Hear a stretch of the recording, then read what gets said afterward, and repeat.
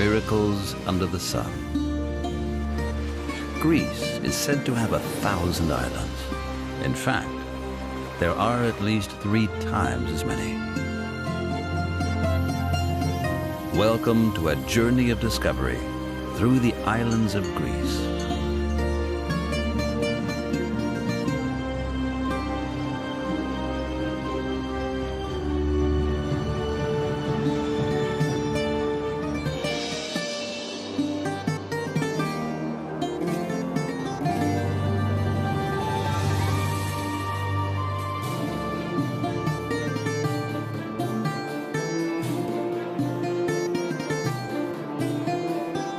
This part of our series takes us to the real cradle of Europe, Crete, Zeus's birthplace. Our journey starts in the west of Crete near Elefonici, leads us to the hinterlands, and ends at the eastern tip of the island. Right next to the dream beaches of Crete, Chrysanthe shows us some sites where she finds a true treasure of the sea, salt of exceptional quality. Up in the mountains, we meet Kostas and his fellow shepherds. Together, we celebrate the day of sheep benediction.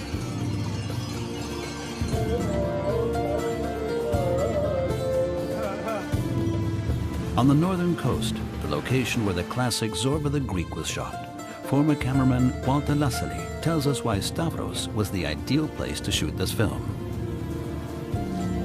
Together with Mariana, we collect the herbs she uses to make tea and oil, and also learn about nature's healing power. In Knossos, elaborate palaces teach us about a time when most Europeans still lived deep in the woods. In Matala, on the southern coast, fisherman Yosef shows us some caves just like he did over 40 years ago when sought out by hippies. Andonis shows us how important the proper wood is when making a lyre.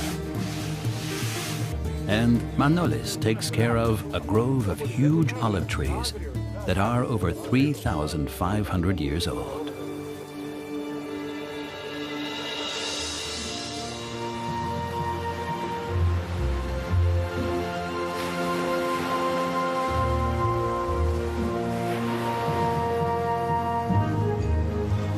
We approach Europe's southernmost region from the west, Crete, the last European bastion before the Egyptian-Libyan coast. Next stop is Africa. This rocky island is home to several mountains over 2,000 meters high and has crystal clear water in its many secluded coves.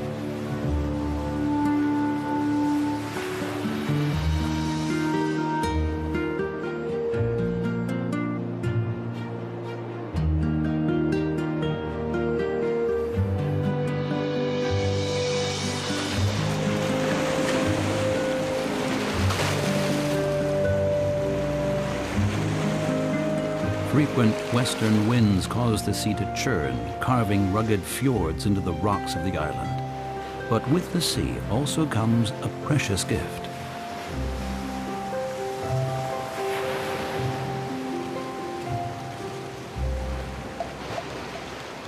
Not far from Elefonici, we meet Chrysanthe Tekaki among the cliffs. As a restaurant owner, she spares no effort to get the best ingredients for her kitchen. She collects salt of an especially high quality. Chrysanthe likes to come here.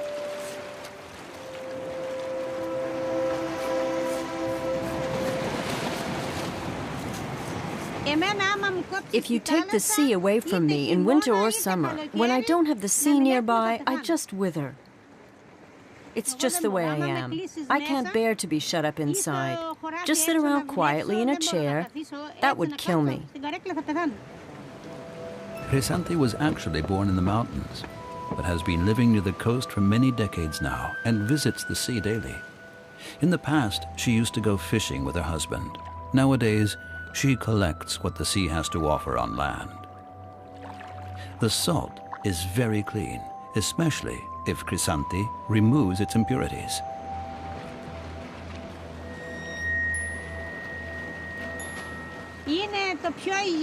It's the healthiest and cleanest. I had a brother with kidney disease who couldn't take salt. His doctor recommended using only clean, natural salt. No industrial product with chemical additives. This salt has nothing added but water, moisture.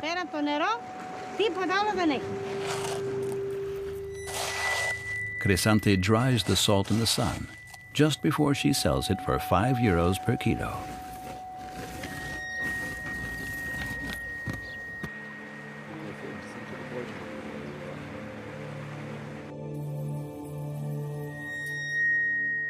Chrysanthi uses the salt primarily for her own needs and serves it in her tavern.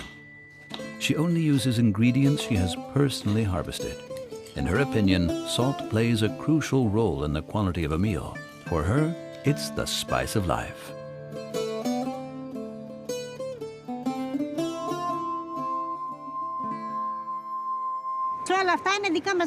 All of this is ours. We buy nothing additional. Everything is local. Everything. The salt and the oil, too. Nothing is store-bought.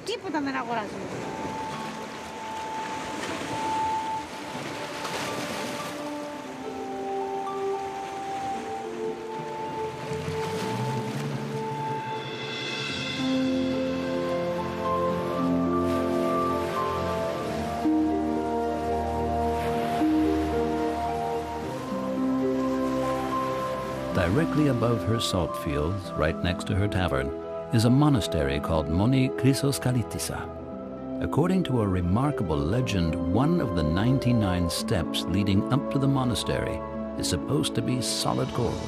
Only those without sin and who are pure in heart can see it. It is invisible to sinners and the impure.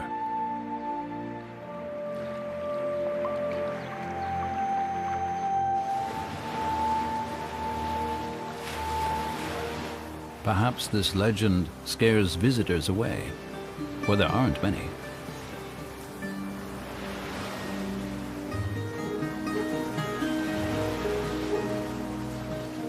Only a few kilometers away is one of the main reasons for the growing popularity of this area, in spite of the difficulty getting here. Elefonisi's famous beaches, formerly an insider tip, are still difficult to reach, but attract many water sports fans and bathers.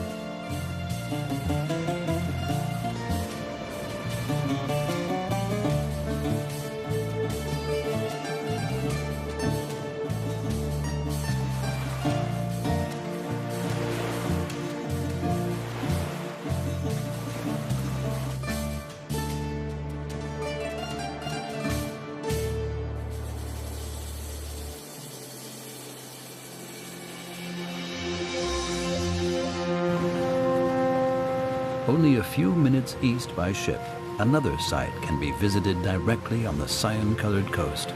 The world-famous Samaria Gorge is part of this rugged, hilly island. Due to its remote location and impassability, it has served as a refuge throughout history whenever military forces have attacked. The narrowest part, the Iron Gates, grants access to the White Mountains. It is only 3 meters wide. Directly behind the gates are mountain tops 2,400 meters high. Some still have snow patches even in the summer. Vegetation up here is sparse, and so are the animals.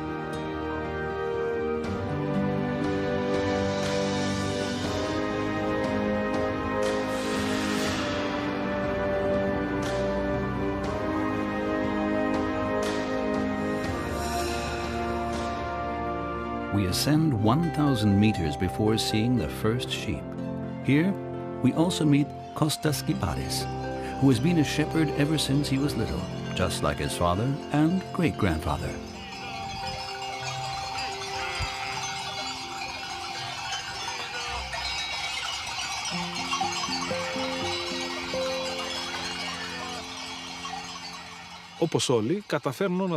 Just like all shepherds, I recognize the faces of all my sheep. And there are good and bad animals in every herd, with difficult personalities.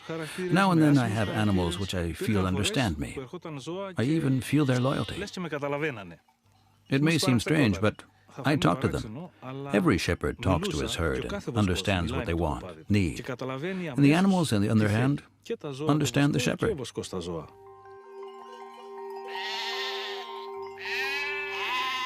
Even as a little boy, Kostas spent a lot of time herding sheep, basically half his childhood. At the age of 13, after his father had an accident, he suddenly became responsible for the entire herd and stayed in the mountain alone with the herd. I usually stayed up here for a month without returning to the village. It was more than 1 hour away on foot, but only if you were quick and used to walking in the mountains.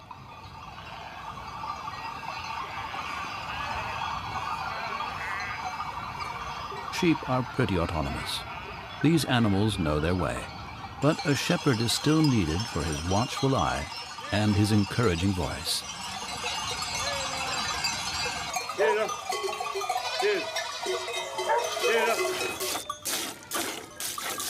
They have to be milked once a day. The elderly, including Kostas' father, knew how to predict the future by looking at the sheep's bones. The younger generation has lost this skill. I don't know what he saw and what he didn't. Sometimes he had a sly smile on his face. Sometimes he spoke of good or bad things.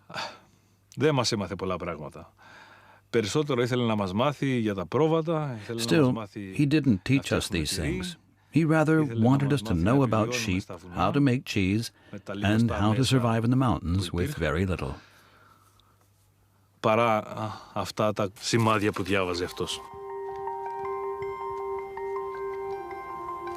Kostas used to make cheese, the graviera, himself. Now he takes the milk to the valley instead and brings the cheese loaf back uphill to his old mitato. This is the name of his old stone hut, which has sheltered Kostas from the weather and the cold ever since he was young.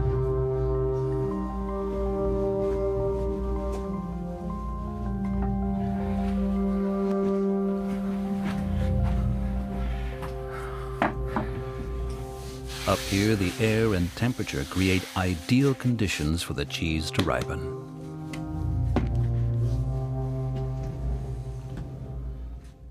When Kostas was alone up here as a child, he got his strength from drinking sheep's milk and eating rusk and cheese. And from being outside and experiencing nature.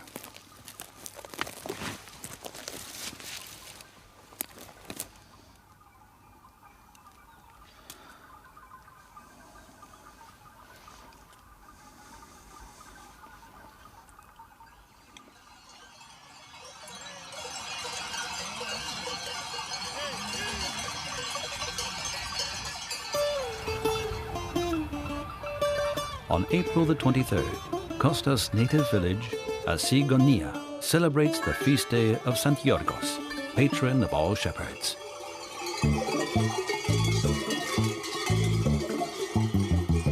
On this day, all herds are driven to the church, offering an excellent opportunity for the shepherds to inspect the herds of their colleagues.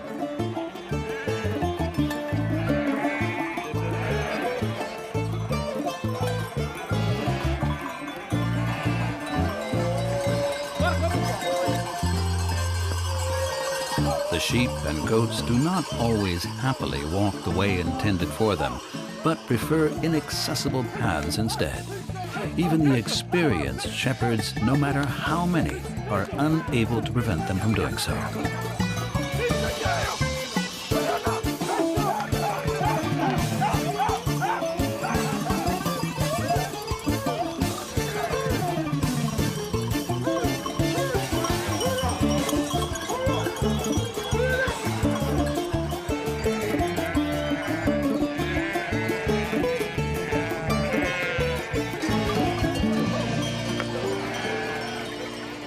The benediction marks the highlight of the day. The first order of business during the minister's litany is the animal's benediction.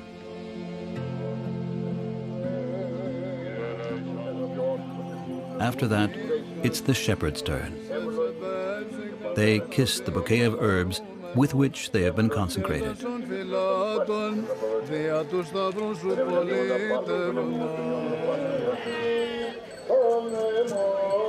The whole community gets up early.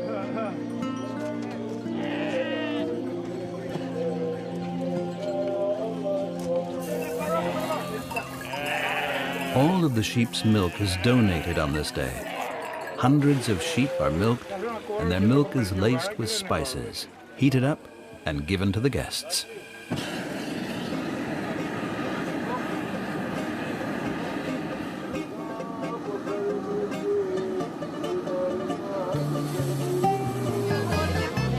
It is served with sweet bread.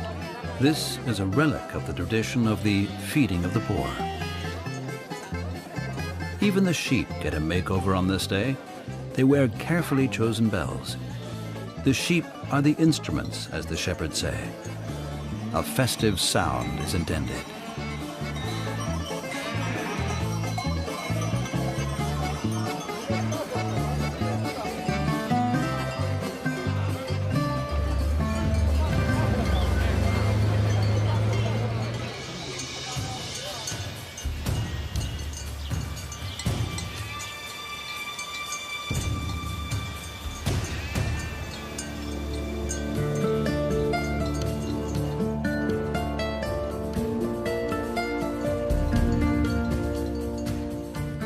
Τι μ' αρέσει περισσότερο εδώ πάνω? What I like most? Όλα. Simply everything. Πέτρες, ο αέρας, The mountains, the rocks, ορίζοντας. the air, the horizon. Όλα. Simply everything. Η αίσθηση της The ελευθερίας freedom I είναι feel here ανεπανάληπτη. is unique. There is just God and me. Είμαι εγώ και ο Θεός. I like that. Και αυτό μ' αρέσει.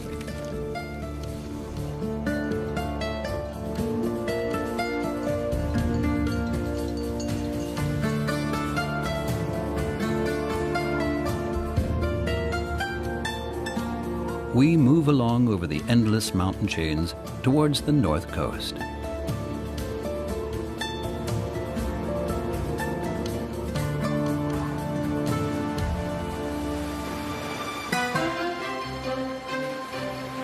Down here, near Chania, lies most likely the most famous place in all of Crete, if not in all of Greece. Many may not realize where they are when they arrive at Stavros.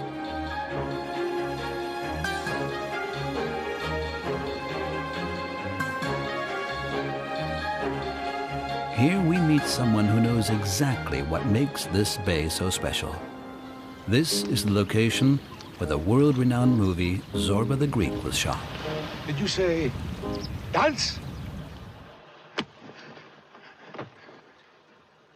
Come on, my boy.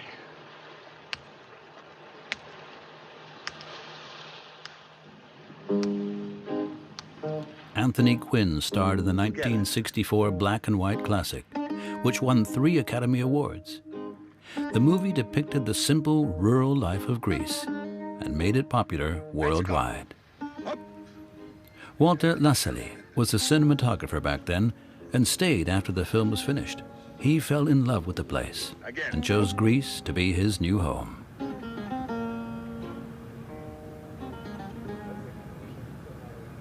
The location here was just the beach. There were no buildings, except for the little church and that house. Well, this beach was chosen by Kakianis because it had the necessary requirements for the story. It had the house, a little house on a beach with the mountain where the railway, the cable railway could be built, and we built a fake entrance to the mine. All that was relatively easy and cheap to do. The film was about a young Englishman who inherits an abandoned mine on Crete from his grandfather. This is where he meets Alexis Zorbas, who helps him to get the mine up and running again.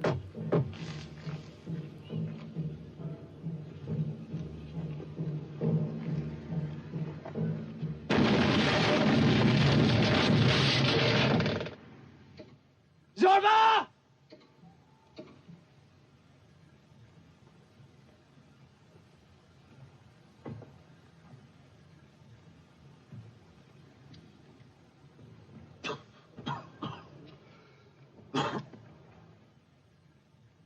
You bastard mountain! I'll eat your guts! Walter Lassalle chose this small village at the foot of the mountain to be his new home and has spent his happiest years here.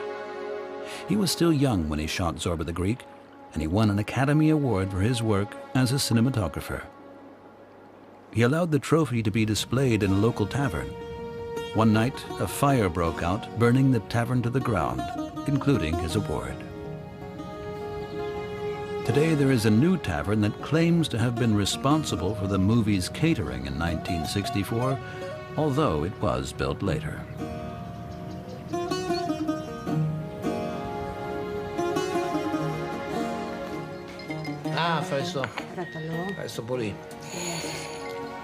Walter is a regular here and still revels in those past memories.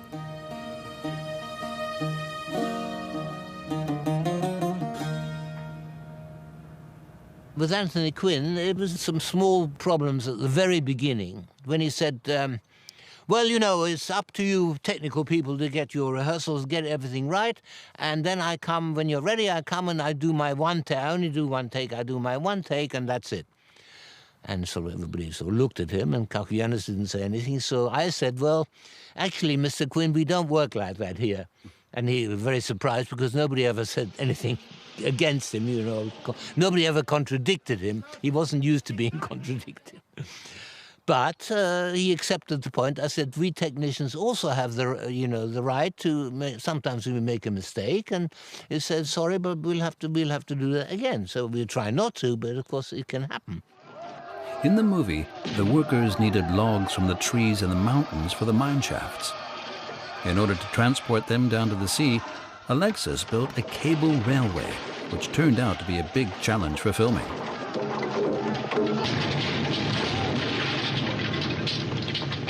The collapse of the cable railway had to be filmed twice because the first time it collapsed, it happened so fast that you couldn't catch it. It was like there, it was on one frame, it was there, and the next frame it was gone. So I'd already gone on holiday because we did that. That was the last thing we'd filmed. So I'd left and gone on holiday somewhere else in Greece, and I was called back. They sent the police after to bring me back because they said that has to be redone because it's too quick. So they rebuilt a part of the cable railway and had it recollapse slowly, so it could be seen to collapse.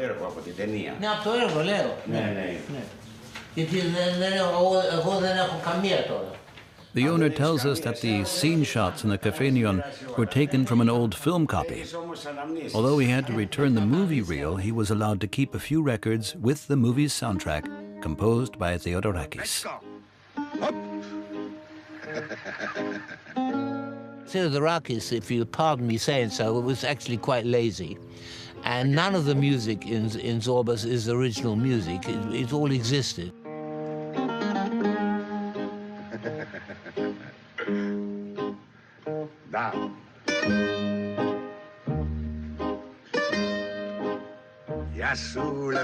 That is a well-known Greek dance called hasapiko, which is the dance of the butchers.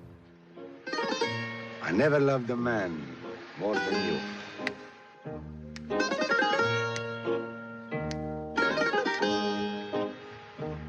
You can spend years exploring Crete. It's a wonderful island. It's like a miniature Greece. It's got the sea in the mountains, the snow on the mountains, it's got the orchards, it's got everything that mainland Greece has, but it's sort of a little bit miniaturized.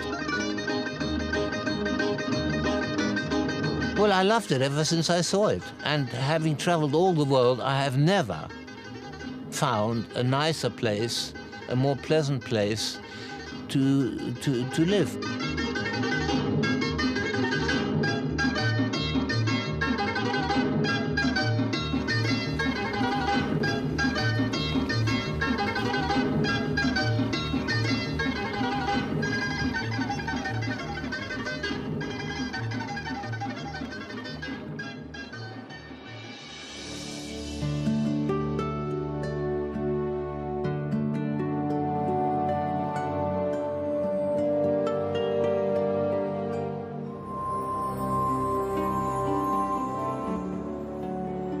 We fly like a bird over the sea. we pass the beaches on the northern coast, which are preparing for a flood of tourists.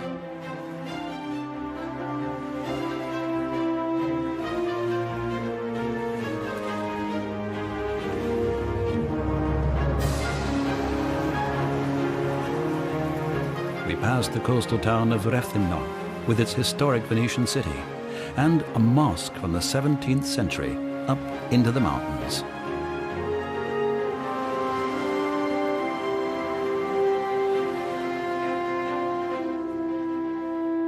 Here we come to Maroulas, a mountain village with 120 inhabitants, set just a few kilometers inland. A Venetian influence can still be seen here, despite all the earthquakes that have struck this region over the centuries.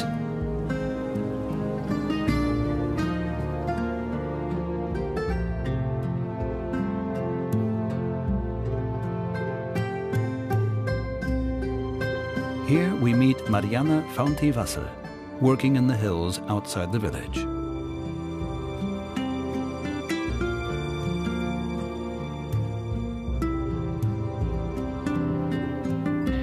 She is looking for wild herbs at an altitude of 300 meters and shares this endeavor with sheep and goats.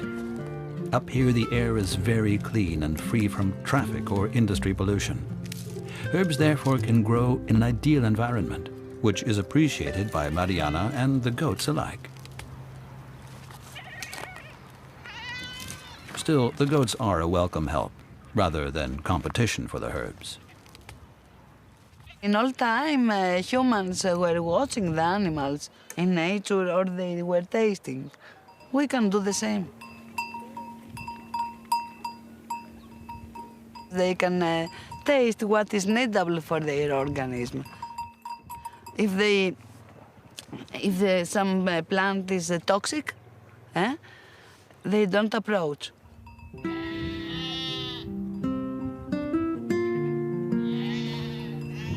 Mariana is very happy to live up in the mountains of Crete. Here she says she can finally breathe again. She was born on the mainland in Athens and studied psychology in Paris.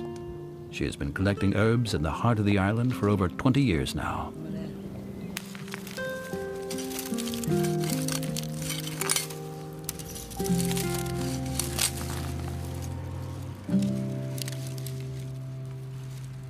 Plants need our respect and our love, just like the humans. And we have to approach them with all our gratitude and respect. And they give gently their properties to us to help.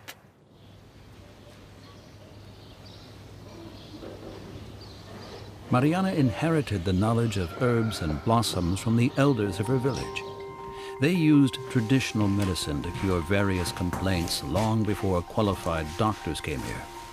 She uses the plants, according to traditional recipes, to manufacture special oils. Rosemary oil is used for asthma and depression. Oregano oil is used to kill lice or to relieve menstrual cramps. Crete is a botanological paradise. Imagine that there are about 2,000 kind of plants, that they are only here. It's like a natural pharmacy for me, this island. Residents know that and trust Mariana to cure a lot of problems, large or small. A neighbor, for example, has eczema on his forearm. Mariana can help by administering frankincense lotion made from a recipe by Hippocrates.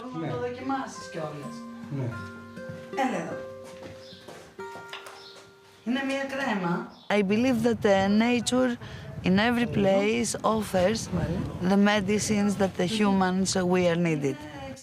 In the village I have come to live, this knowledge was well known. It's a knowledge that comes from generation to generation. I think that I cannot live anymore out of nature. I live in a very quiet way of life here, with my family, and close to nature. I try to help other people if they ask, and that's my life.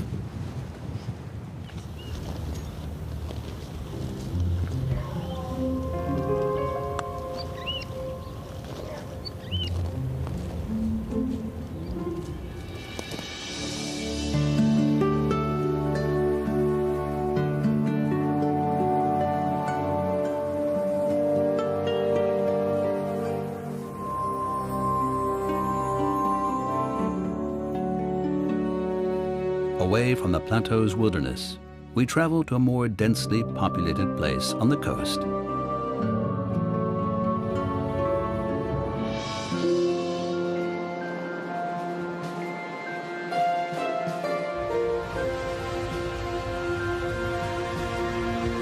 Iraklion, or Herculaneum. Hercules supposedly landed here to catch the Cretan bull. According to Greek mythology, it was a vicious creature roaming the island, killing whatever crossed its path and laying waste to cities and the landscape.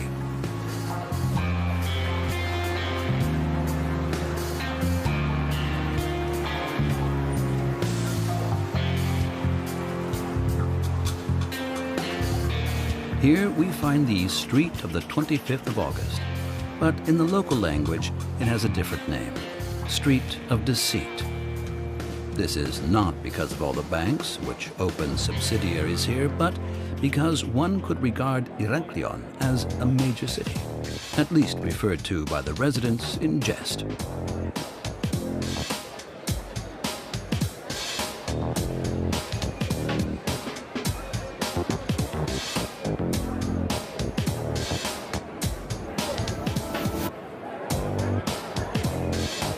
It's only fitting to find a feature here that seems popular in tourist hotspots like this: beauty parlors which turn their visitors into fish food.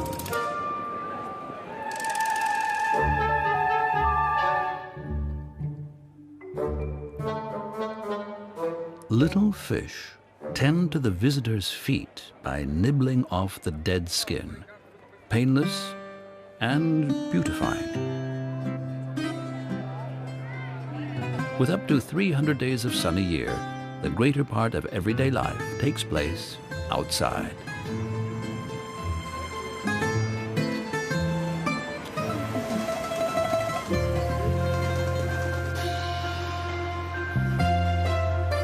Nowadays, Iraklion is home to 200,000 people, making it the fourth largest city in Greece. In earlier times, this was different. Its harbor belonged to a different, much bigger city located further in the back country. Knossos. About 4,000 years ago, while the rest of Europe was still living in caves, Europe's first advanced civilization developed here. A palace with more than 1,000 rooms, bathrooms equipped with underfloor heating, temples, and a working sewer system. Supposedly more than 10,000 people lived here. The Minoan civilization was highly educated and powerful, and yet their empire suddenly vanished. Why? This is a question still highly debated by scholars.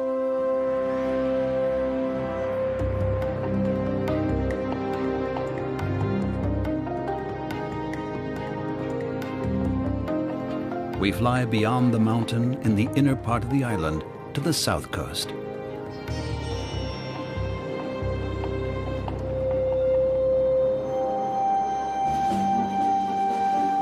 We came to Iraklion from Maroulas and now arrive at a place surrounded by scandal, Matala.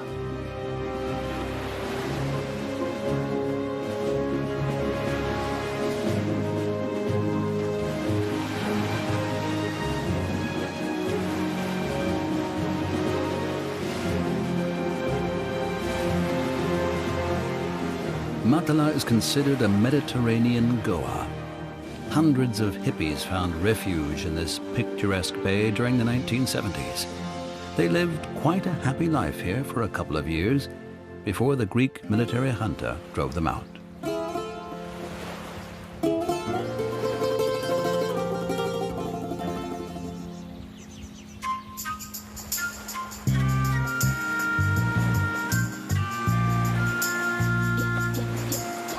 Here we meet Iosif Andrianakis, a retired fisherman. He always got along with the hippies just fine.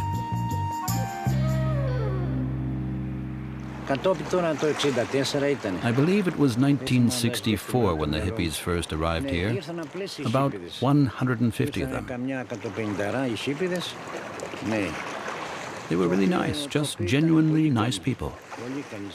They arrived with their instruments, long beards, and were wearing long clothes.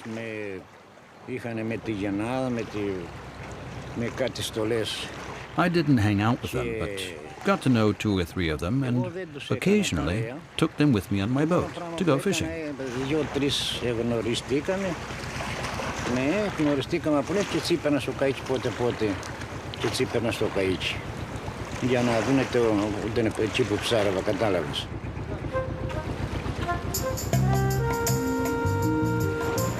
Iosif not only took them fishing, but also showed them secluded beaches and caves.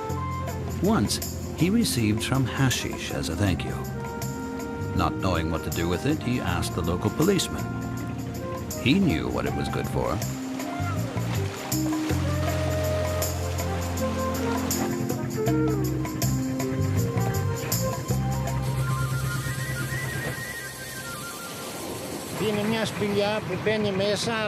There's a cave one can enter, but the entrance is so narrow, it's only accessible via canoe.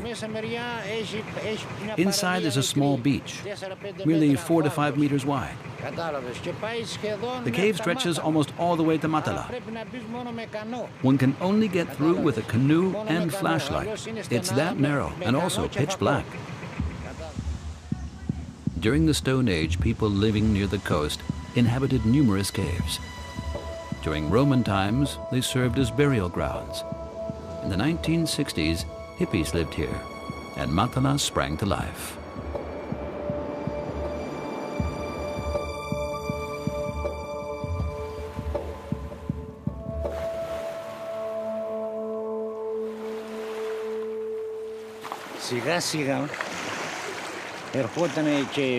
Over time, more and more hippies arrived here, from Greece, from all over the world.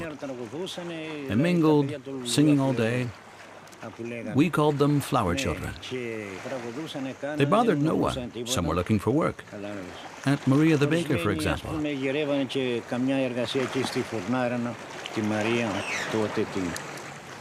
Now and then Iosif was a little jealous, for he had to get up very early every day to go out fishing.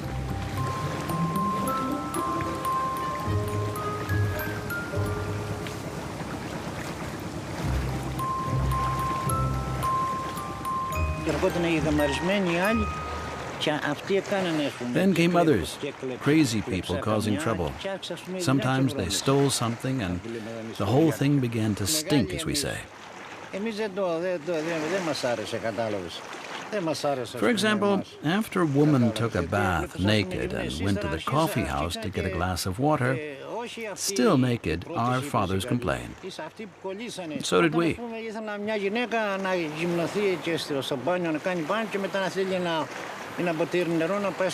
Finally, it reached a point where simply too many had arrived, and the military came. With the help of the police, they sent them home.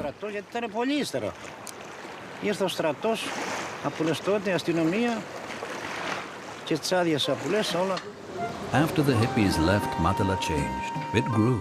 Tourists discovered the former idyllic fishing hamlet. Many taverns opened. The caves became a popular sightseeing spot.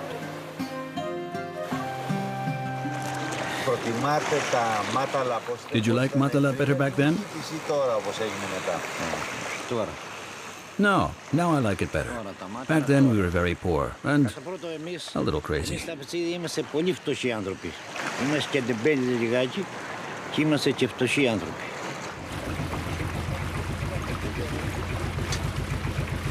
The serenity of the place belongs to bygone times. Today it is a mecca for tourists. Very few go fishing. Iosif has retired.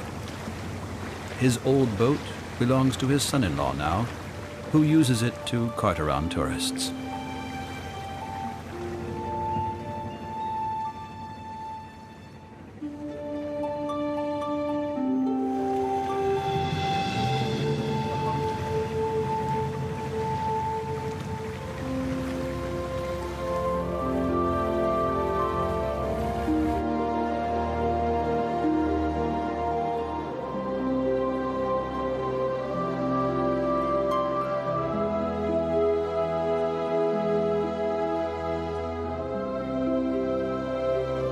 At the foot of Mount Ida, we find the Matala plain. It was once Rome's granary, and it is still a fertile piece of land. Surrounded by olive orchards lies Saros.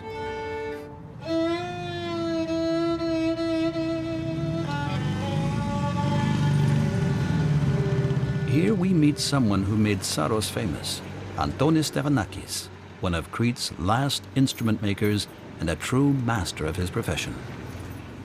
Antonis has had many jobs during his life. He was a shepherd, worked as a truck driver in Germany, which is why he likes speaking German, was a carpenter and a dancer, all of which he did with enthusiasm.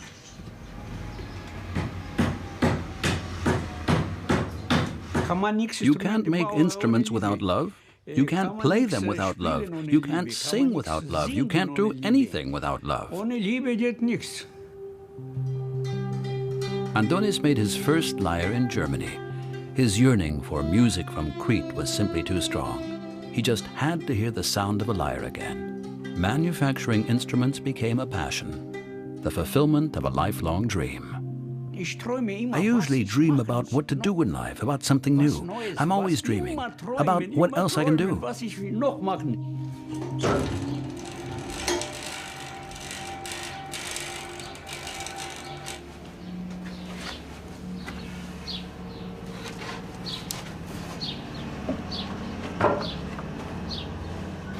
Antonis is always looking for exceptional wood, which he wants to speak, to sing. Now and then he even sacrifices beams from his own house, which was built centuries ago from Lebanese cedar wood. It simply has the best sound.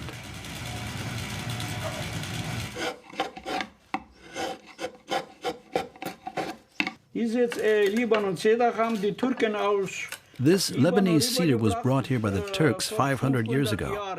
Our house was built back then. It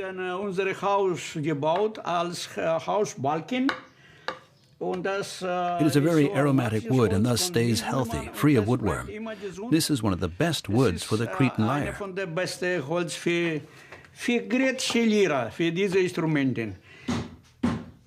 Antonis not only makes lyres, but also mandolins, bouzouki, violins, and lutes, all of which are unique.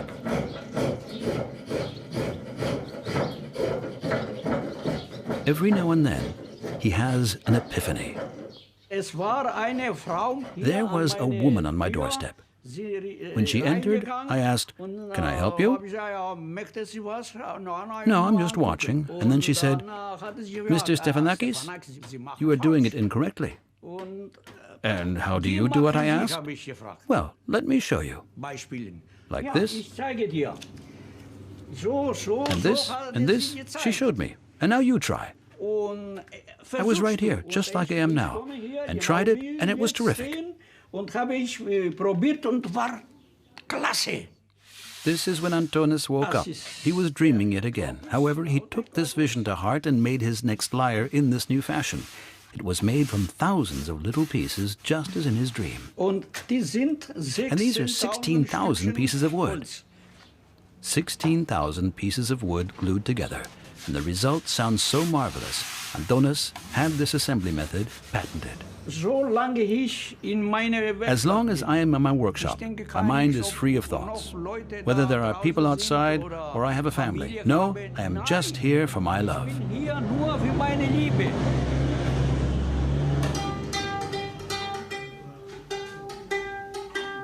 40 years ago, this lyre, made from a piece of pear wood, started his career in Germany.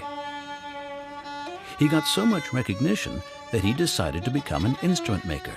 Ever since then, he has fashioned hundreds of instruments, which have made him famous far beyond Crete's borders.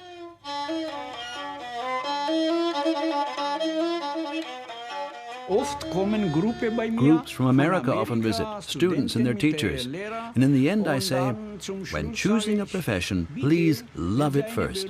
Love it a lot.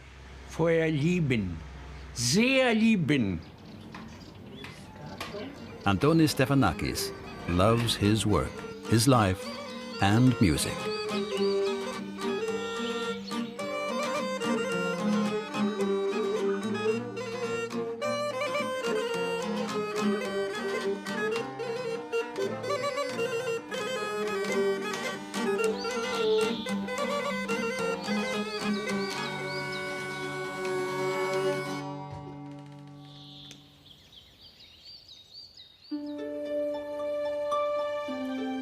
Starting on the southern coast, we came to Tsaros from Matala to discover the Amari Basin, and in the end, leave the island from Agios Nikolaos in the east.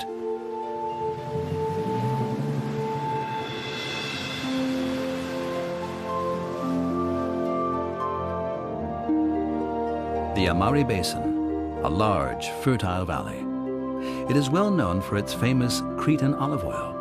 Excavations have revealed table olives 3,500 years old. Wild olives came from the Middle East, but it is due to the Cretans that olive trees were planted and cultivated for the first time. Along with the Greek conquests, the art of olive cultivation spread to the whole Mediterranean area. Nowadays, olive oil is the island's main source of income, right after tourism.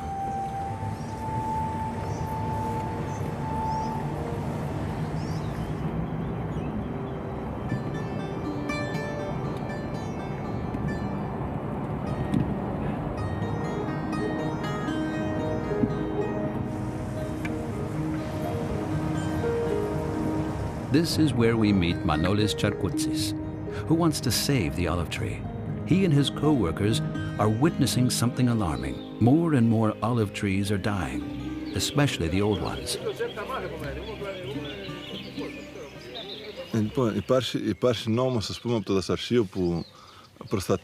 There's a law that protects the oak tree, the plane tree, and the palm tree, but none that protects the much older olive tree.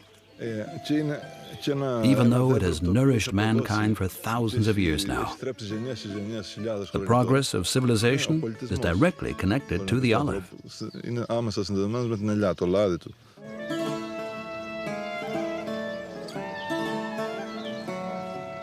Manolis is worried. Increasingly more trees have been cut down because their wood is in high demand, or they are in the way of construction projects, or because they are used as firewood. Mr. Grigori, this tree has been cut. Who cut it? I did. Why? To get the shabby stuff out of there. If you hadn't cut it, it would be just as big as this one over there. Yes, this one was big. Why did you cut this one? Firewood. Okay, so did you burn it? Of course. Using laboratory samples, some trees from this region have been dated to be several thousand years old. These results also allow another method of dating trees in a very simple way, measuring their circumference.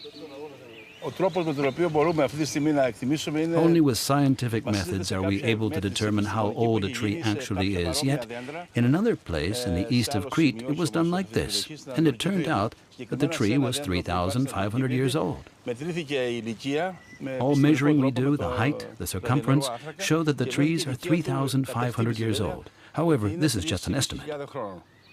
This tree, most likely planted by the Minoans, has a circumference of 12.4 meters. Local initiatives are eager to undertake a comprehensive survey of all trees in the region, even using the simplest methods.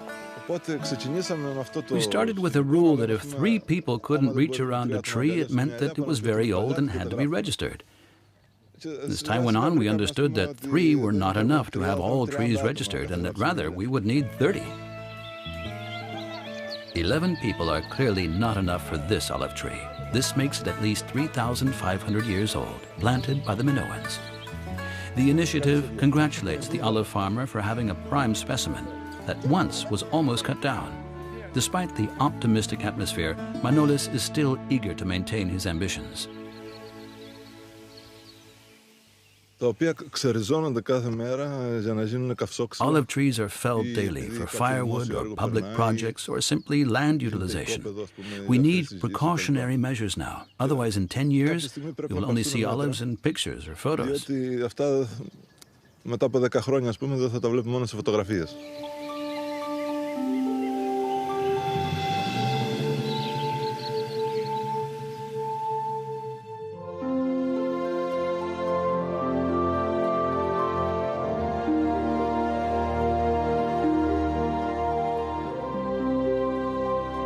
the most historically charged part of the island, the La City Plateau, is our last stop. It is the real birthplace of Europe. Scientists have found fossils of elephants and hippopotami dating back to the Stone Age, along with the remains of early settlements. Additionally, this plateau is the birthplace of Zeus, god of all gods, at least according to mythology.